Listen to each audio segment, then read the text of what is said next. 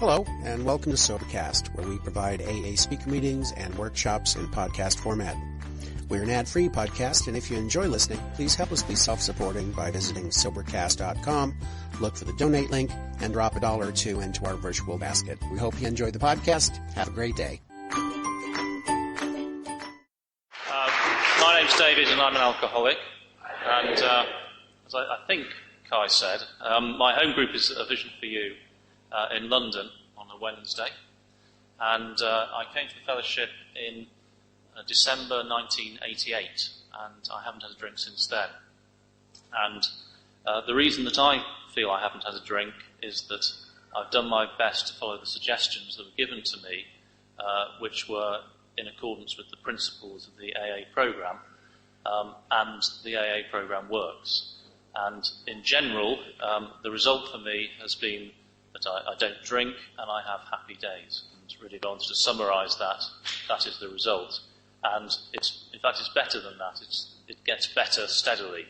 If you were to chart the graph, the happy graph, it would go steadily upwards. You know, a few sort of bumps along the way, but it's still getting better.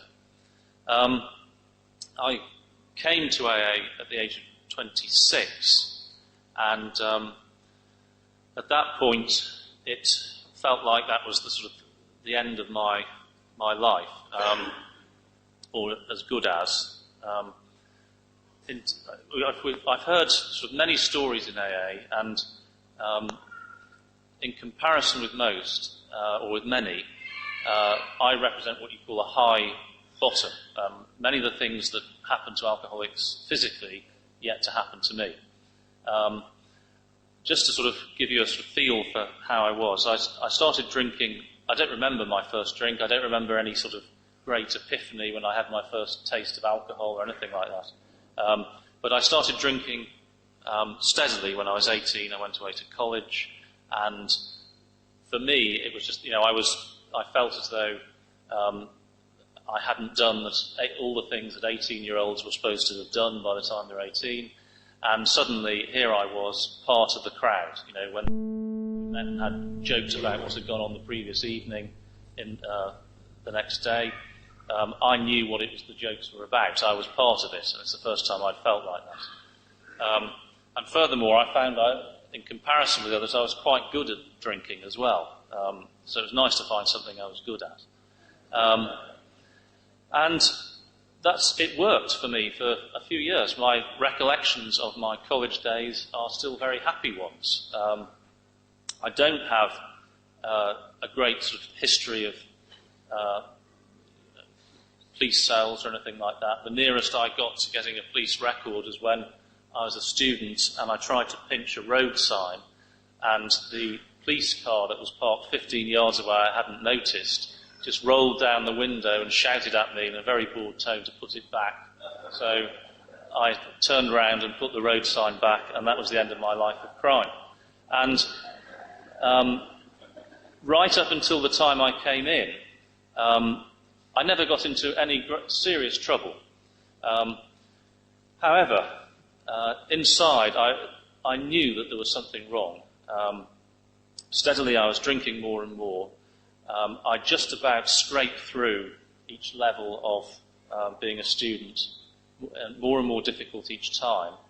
And I knew that I didn't want to hold down a job, because I just, when you're a student, you can just miss lectures the next day, or that's the student life I led. And I managed to stay a student until I was 25, and it really wasn't because I was a good student. I just drifted from one thing to the other. And by the time I got to the age of 26, I'd been in my first job for about 9 months. I was living in London, and I'd been there for about 6 or 7 months, something like that.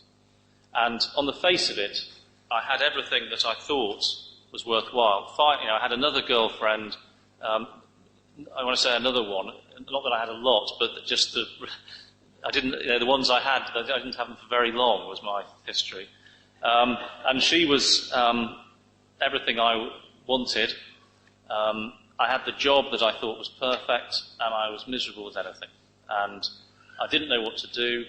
And I just felt that I wanted to drink all the time. And the thing was, I'd been trying to control my drinking.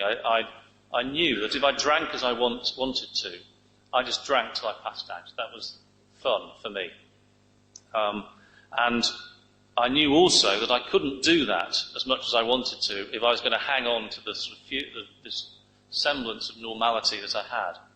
And I was struggling to hold down the job. I was lying about why I was missing days, taking days off, why I was obviously below par. And you can only joke about a hangover once or twice, and then after that you're hiding it. Now these are not serious things in many people's lives, but for me, this was, I knew that I didn't want to be doing this. But the main thing that really sort of bothered me was the fact that I knew inside I felt desperately miserable and lonely, and nothing could alter that, and except for drink. And it was getting to the stage where the drink wasn't doing it either.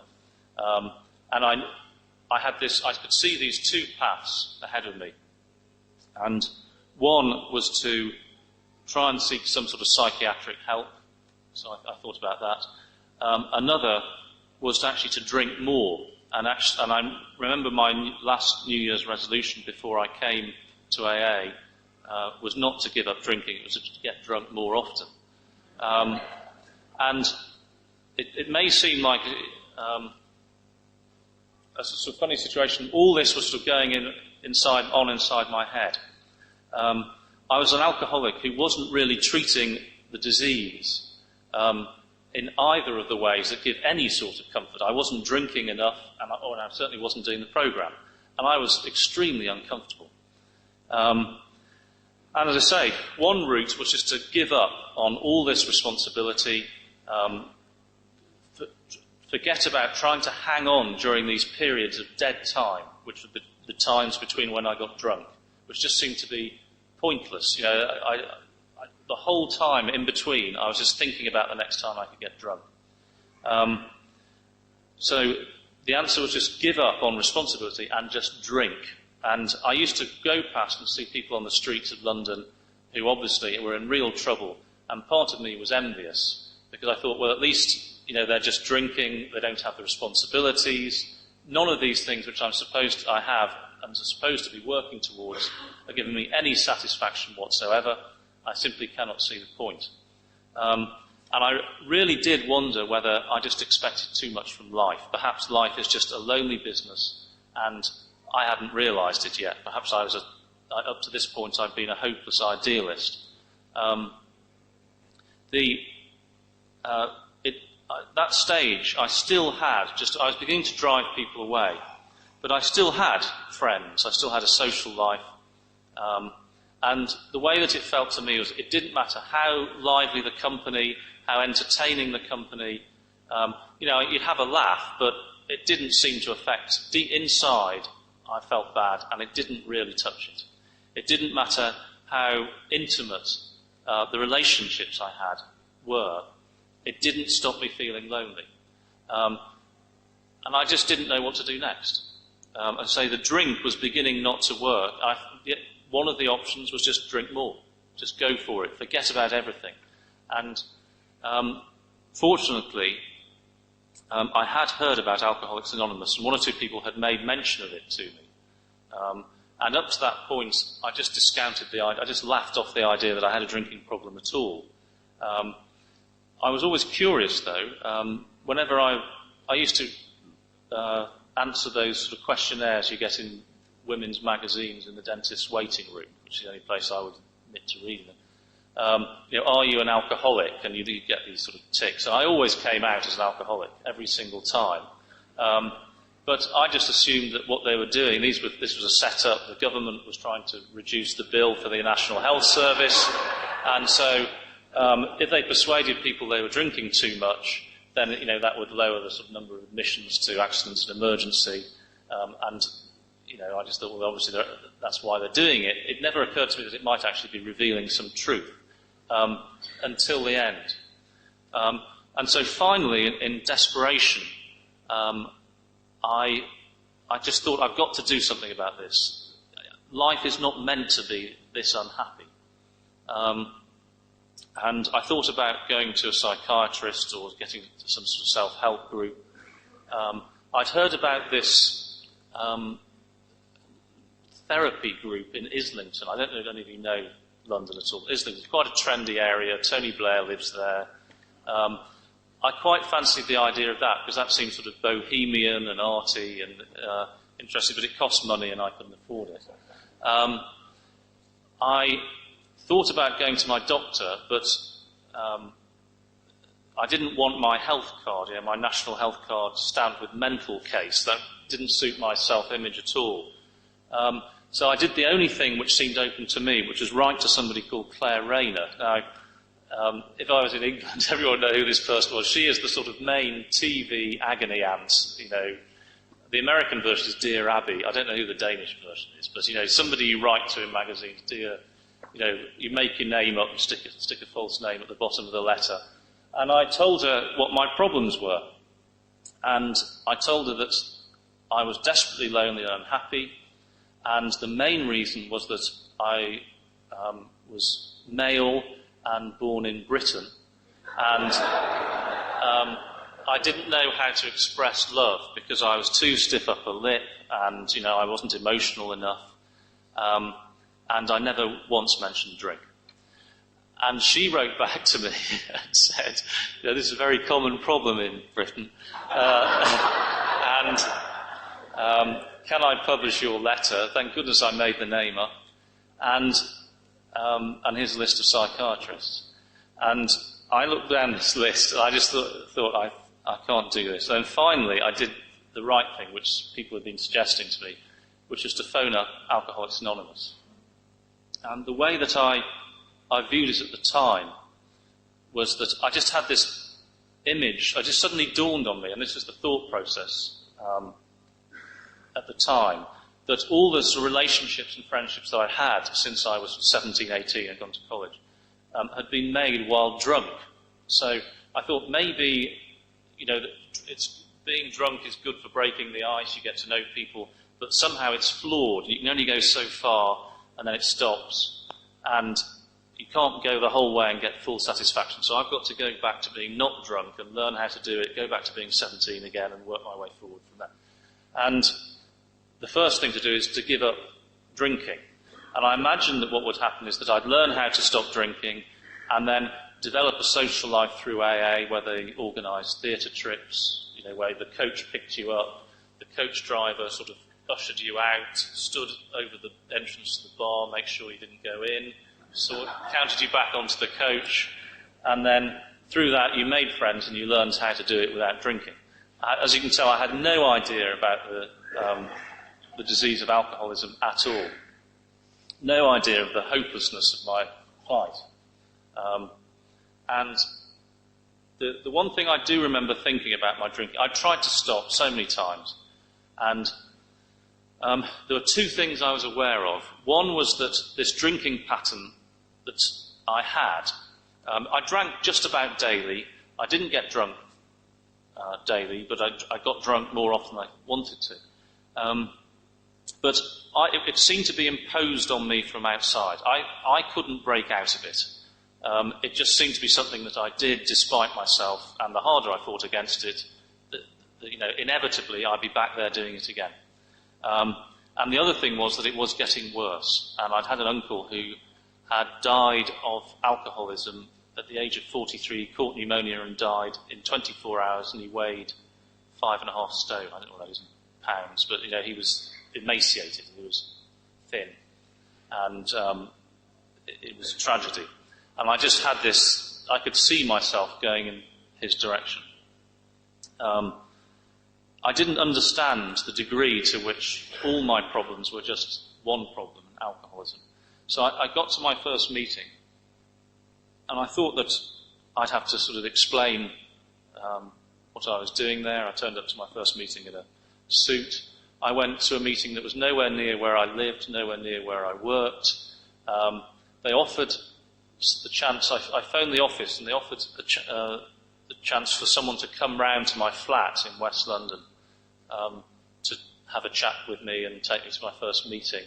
I turned that down flat because I just did not want the Alcoholics Anonymous van parked outside my apartment.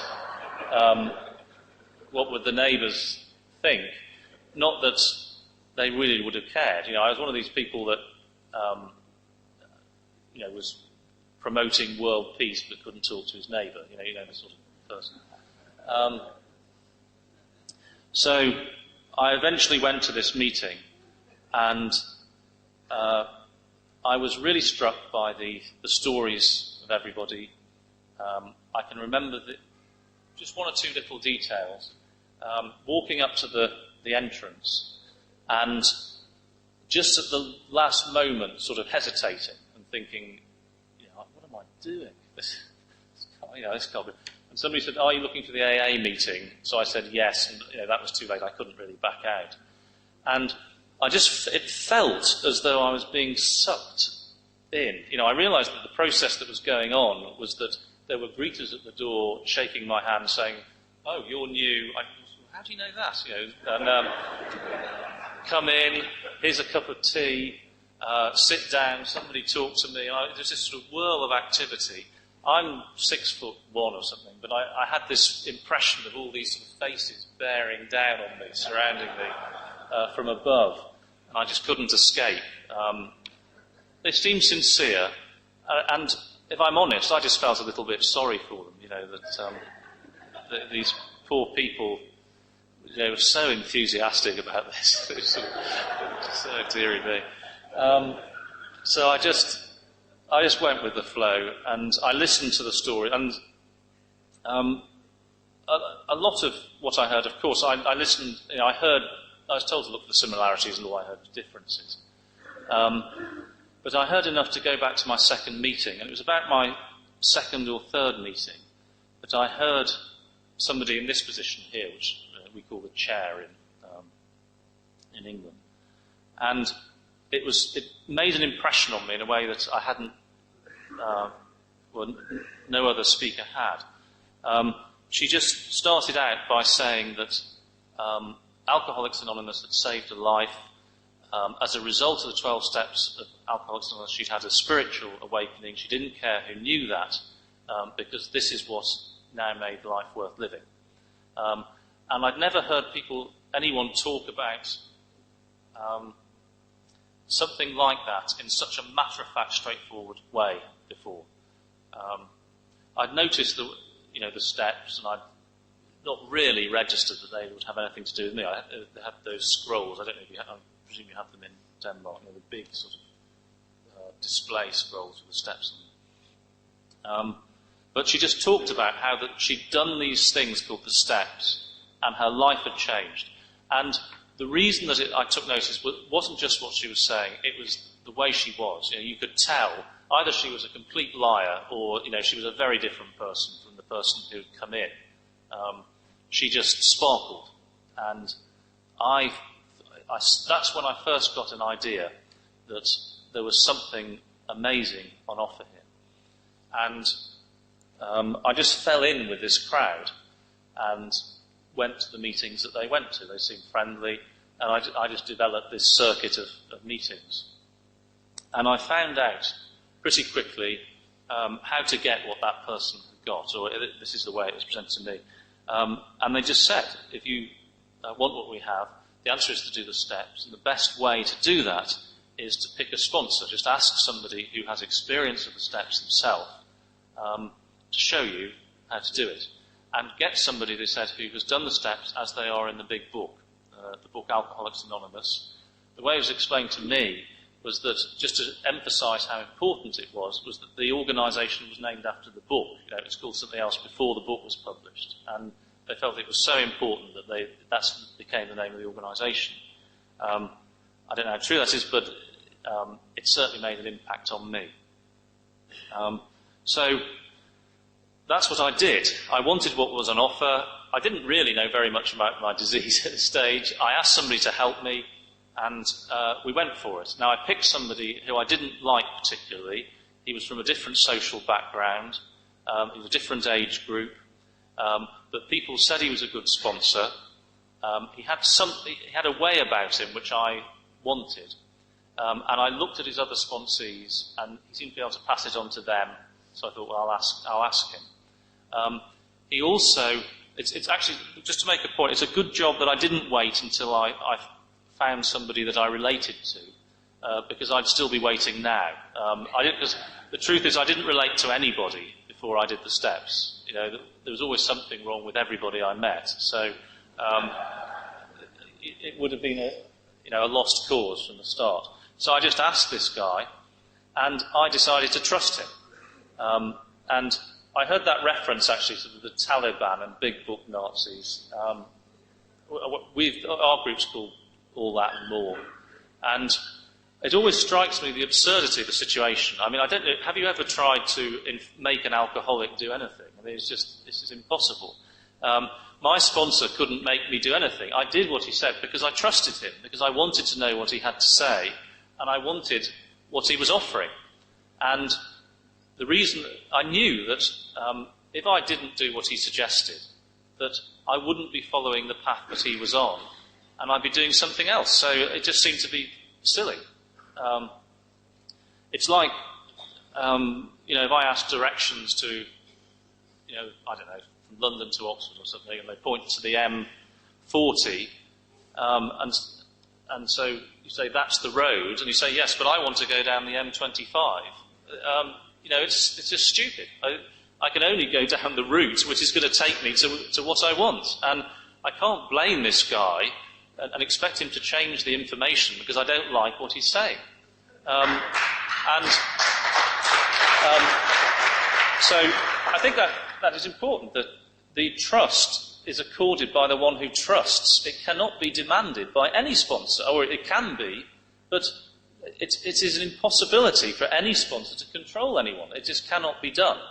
And so that's another accusation, actually, controlling. I don't know if you've heard that word. It is an impossibility. And anybody is free to go to another group. People go where they want. There are no obligations. But I wanted what was on offer, and I made a decision to trust this guy. That was really the first decision I made. And through him and through listening, I got my first useful piece of self-knowledge. I mean, I was told, first of all, that self-knowledge wouldn't help me to stay sober. But there was some self-knowledge that was good. And if I made use of it, it would help me. And that was the knowledge that I was an alcoholic. But I had to make use of it. And the use of it is to do the steps, take the action afterwards. But I was... actually, the other thing that really registered with me that was said from here, which I've enjoyed everything, actually, so far as I've heard. It's fantastic. But it was made clear to me that I should not share in meetings at that stage. I was told very directly to shut up and listen. I was told, you have nothing that we want to hear, is what they said. And as some of you feel that now, yeah. But this is what I was told.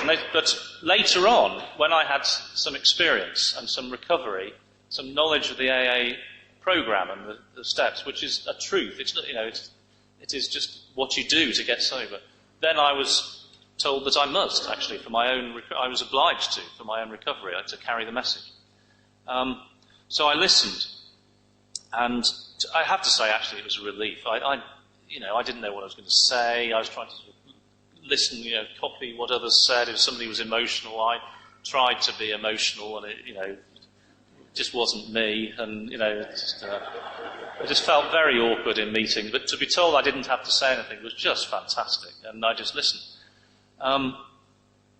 So I learned, first of all, about alcoholism, and the things that registered with me, these are the things that registered with me and my experience, were, first of all, this point that it's the first drink that does the damage. In other words, the craving is set off by that first drink. And I knew that was true for me, because I could feel this sort of I remember having a drink and just almost being able to feel this sort of tingling in my arms, and I think, right, I've got the taste now, let's get going. So that registered. The other thing that registered was this description of the mental obsession. But one sentence in particular, it's referred to a number of times in the big book, but there's one sentence in particular that seemed to apply to me. And it says, it's the obsession of every abnormal drinker that one day they will be able to control and enjoy their drinking. And that just fitted me perfectly, because occasionally I could control my drinking. I didn't lose control every single time. I still had a job, and I was just about hanging on to it. I mean, if I'd had perfect control, I wouldn't have been in AA. But as I said, I wasn't drunk every single time. Sometimes I stopped after the third pint or something. But I never wanted to. And whenever I controlled it, I never enjoyed it. I wanted to drink until I passed out. But I knew I had to control it if I was going to be able to live this life that people painted as normal. The job, the girlfriend. Oh, by that, I forgot to mention the girlfriend had got rid of me before I came to AA. As I say, the job and the girlfriend, but she wasn't in the picture. But this idealised image, I knew I had to control my drinking if I was going to have these things. And I just could not reconcile the two. I couldn't see how I was going to control my drinking and enjoy my drinking. Now, if you're not an alcoholic, that doesn't matter. It isn't an issue. But for me, I couldn't picture a happy life without being able to enjoy my drinking. And when I heard this, that it cut through everything. I was worried, have I drunk enough? Have I suffered enough? But when I heard this, I thought, well, I know that corresponds to me. Deep down, that is me. And I knew that I was in the right place. The other thing that they impressed upon me, and I just had to take this on trust, but I'd heard enough people describing things that were similar to me to trust them, was that they said, if you start drinking again, it will get worse. And alcoholism always gets worse. And all the things that you're hearing the rest of us describe, the chances are they're going to happen to you if you start again. Alcoholism never reaches a sort of stable position. It's a disease that gets worse if you're drinking. And they made the point that even if you're not drinking, it seems that if you pick up a drink, you start off worse than when you came in. Now, I don't know whether that's always true, but I heard enough people coming back who said that was true for me to believe it. The other thing that really made me feel as though I was in the right place is when people described how they felt. It was the first time I'd ever articulated to anybody that sense of loneliness that I just talked about before. And every single person I spoke to seemed to say that they had that too. I just couldn't believe it. And they described it in different ways, they referred to it differently, but they had that. The other thing that made me want to stay put was that when they talked about doing the steps, they said that went. This discomfort, this loneliness, this feeling of isolation, not only did it solve the drinking problem, it solved, it seemed to me, all my other problems. And that the way that it was put to me is that you have a lot of different symptoms. If you asked me, I would have said drinking might have been sort of third or fourth. The rest, you could put all the others under the headings of either sex or money, but basically all the other problems, they were as much on my mind. But they said, if you're anything like us, and to be honest, you sound like you are, it's all one problem, and that's alcoholism. And the good news is that the steps will deal with that, and certainly that's worked for us. And then I started to hear people describe their experience. I started to look, and the guy that I picked as my sponsor, he was the one who made the most outlandish claims about the programme. He said that since he started working the programme, he'd never had a bad day. Now, he talked about having 3 heart attacks in sobriety. He walked with a stick. He was out of breath after 50 yards. But he sat in meetings and he looked at ease. And he just said, I've not had a bad day in sobriety. I believed him. There was something about him that made me think that was true. And just let me tell you that I've discovered that possibility of a good day every day is there for anybody who does the programme, I believe. Certainly it is my experience. Whether or not I enjoy the day is down to me and what I do. It is not down to what happens to me. And for me, that's the great freedom of AA. It isn't just enough to be told that. I have to learn how to do it. I had to be shown. I had to be given the tools of the programme to put into operation to be able to do that. And I'll explain a bit more about what that means to me today, later on.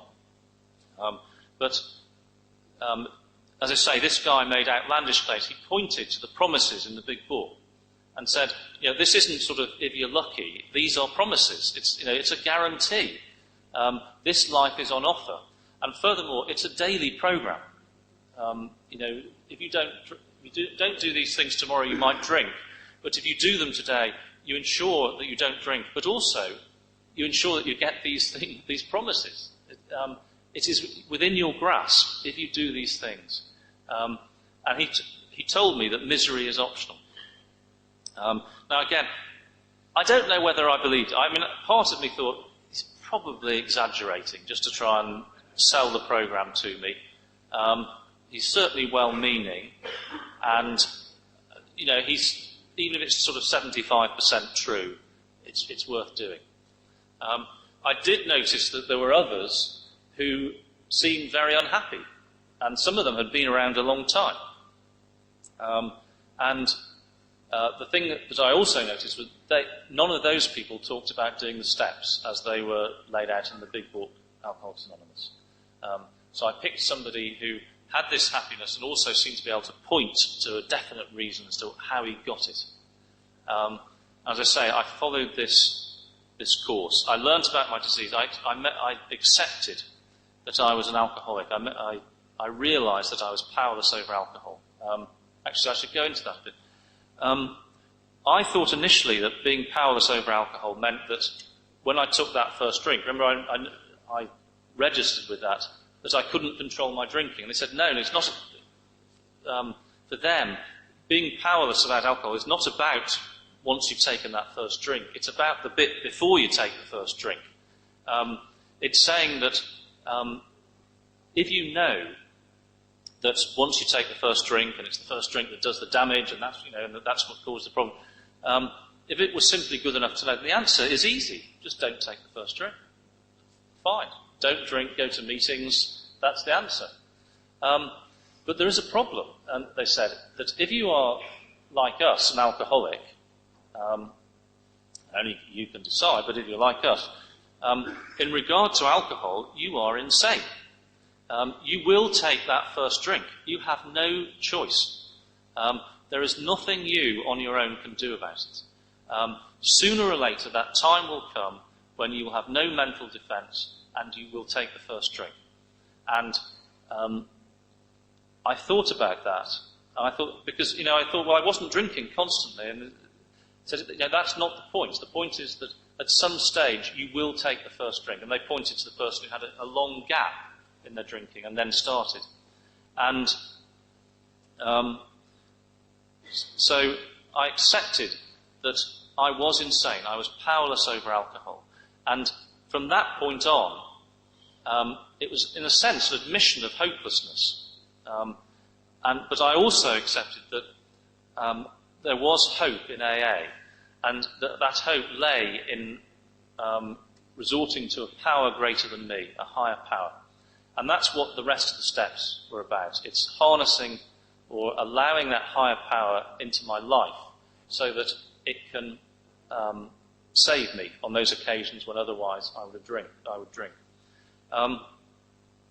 And as I say, my sponsor took me through the steps, and as time is moving on, the details of which it's uncanny. Actually, I mean, I've been listening to the description of the steps today, and I have never been to the home group of Tom and Peter. I've never seen them before this weekend, and the way they have done it is exactly the same as the way I was shown, and the results that I got are exactly what they described. And the one thing that unites us is the big book.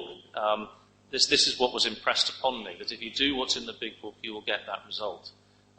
Even down to the fourth step and the inventory and that fourth column, or you might call it an extended third column, where you put your defects of character. What was wrong with me? What was it in my reaction that made me feel as I did? No matter how just or unjust the action, what is it in me that feels bad? And as they said, this was the key thing that I discovered, that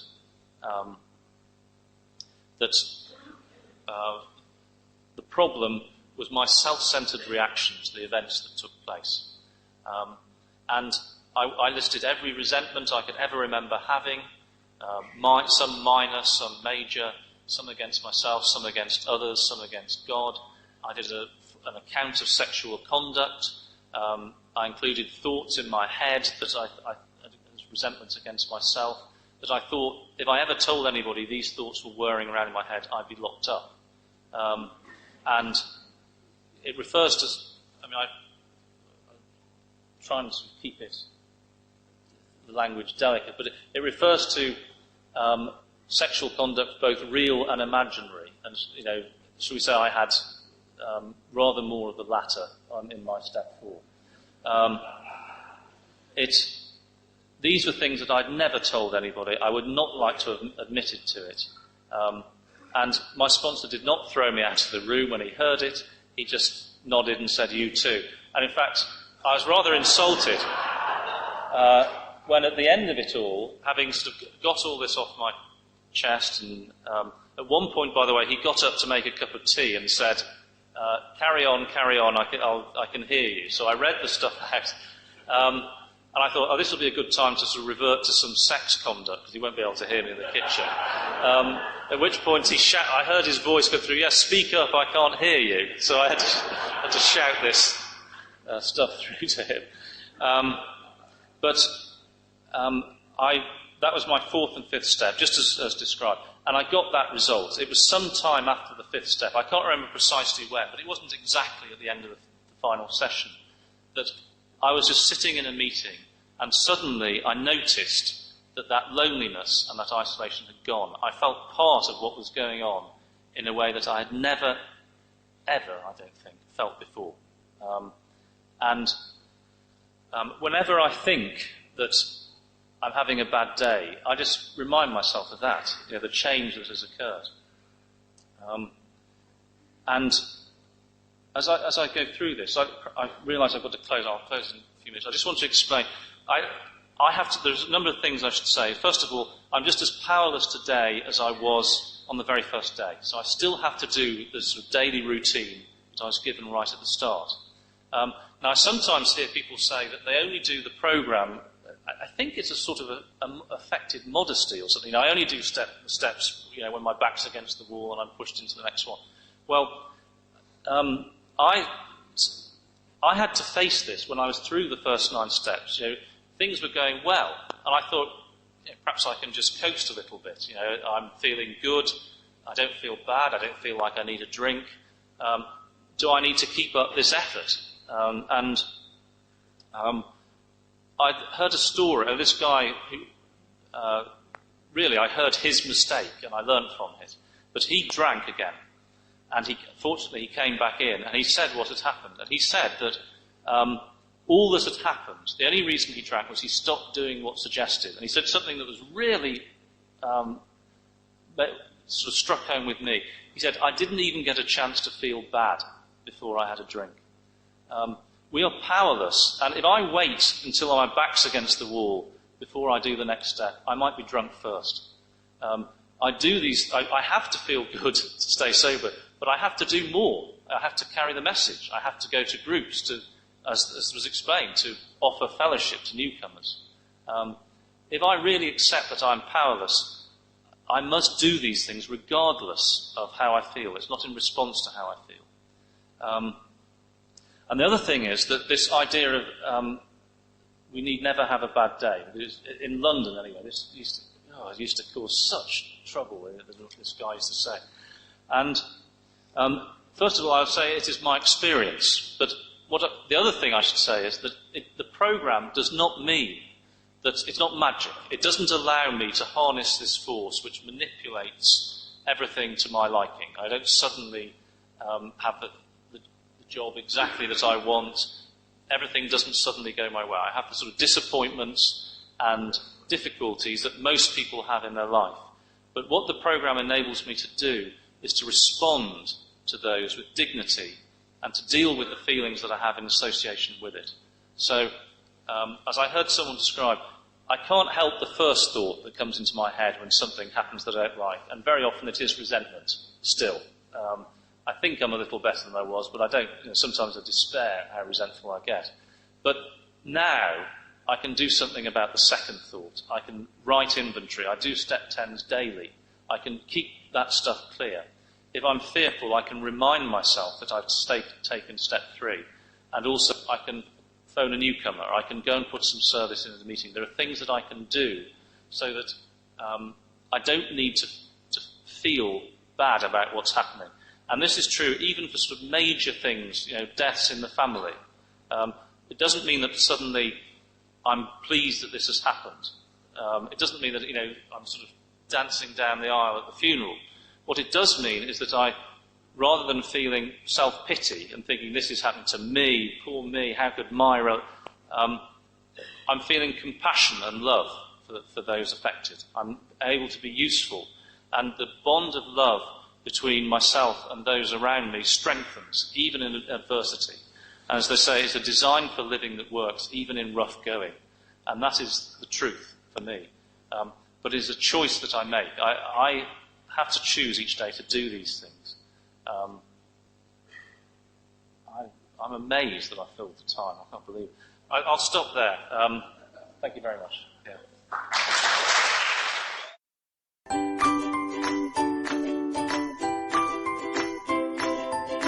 Thanks for listening. I hope you enjoyed the podcast. Sobercast is ad-free, and we'd like your help in order to keep it that way. So if you'd like to help us be self-supporting by pledging $1 or $2 a month, visit Sobercast.com and look for the donate links. Thank you very much.